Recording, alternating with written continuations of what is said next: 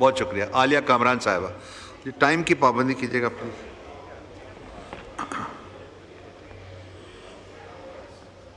शुक्रिया जी। एक तो मेरी कट मोशंस ज़्यादा थी, अगर आप मुझे टाइम मज़ीद दे देंगे, लेकिन खैर आपको पता है कि मैं मुख्तसर बात ही करूँगी। मोहतरम, हम एनर्जी की कट मोशंस पे बात कर रहे हैं। एक तो बिजली सर, उस पर मैं बात करती हूँ और वो उसके ऊपर वो महंगी सर। दूसरा, शहरों के अंदर इसके ऊपर जो लोड शेडिंग हो रही है 4 से 6 घंटे, और दही इलाकों में सर 10 से 14 घंटे की लोड शेडिंग हो रही है।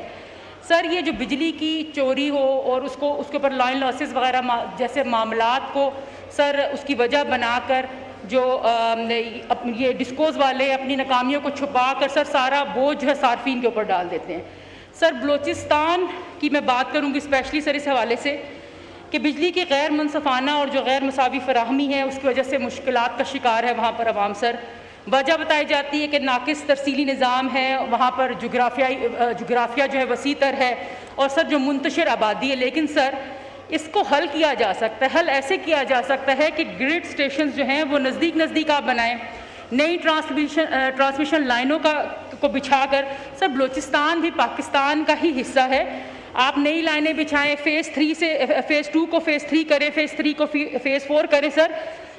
सर ये बलूचिस्तान में चोरी और नुकसान, ओवर बिल्डिंग जैसे मामलात को जो है मसाइल को बुनियाद बनाकर ना सर बिजली की फराहमी नहीं कर रहे हैं वो लोग। सर हमारे बलूचिस्तान के अंदर तकरीबन बिजली का जो 60% है वो ज़रूरी ट्यूबवेल वगैरह के ऊपर सर इस्तेमाल होता है।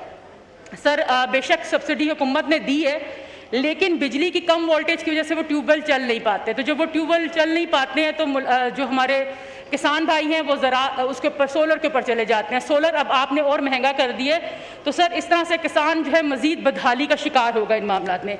सर गैस की बात की जाए, सर्दियों में सर गैस तो बड़े बड़े शहरों में भी गायब अभी हो रहती है। सर हमारा बलूचिस्तान जैसा जो पैदावारी सूबा है वो भी से महरूम है। तकरीबन 40% सर गैस पैदा करता है और 70 से ज़्यादा इलाके सर गैस से महरूम है बलूचिस्तान के, और बल्कि हज़ारों देहातों में और बाज़ अजला के अंदर गैस जो है वो उसका नेटवर्क ही नहीं है सर। बल्कि सुई फील्ड की यहाँ पर बात हुई सर, वहाँ पे भी गैस नहीं है सर पेट्रोल लेवी पर जो इजाफा कर दिया गया है सर, इससे क्या होगा कि ट्रांसपोर्ट की सर लागत बढ़ जाएगी, अशिया खुर्दनोश की कीमतें खाम खा जो हैं वो सबसे पहले ज़्यादा बढ़ जाएंगी। सर दवाइयाँ हो गई, आपके मुख्तलिफ ज़रूरियात ज़िंदगी हैं, दीगर चीज़ें जो भी हैं सर, उस पर लागत जब बढ़ेगी तो उसका डायरेक्ट असर जो है वो गरीब के ऊपर पड़ जाएगा।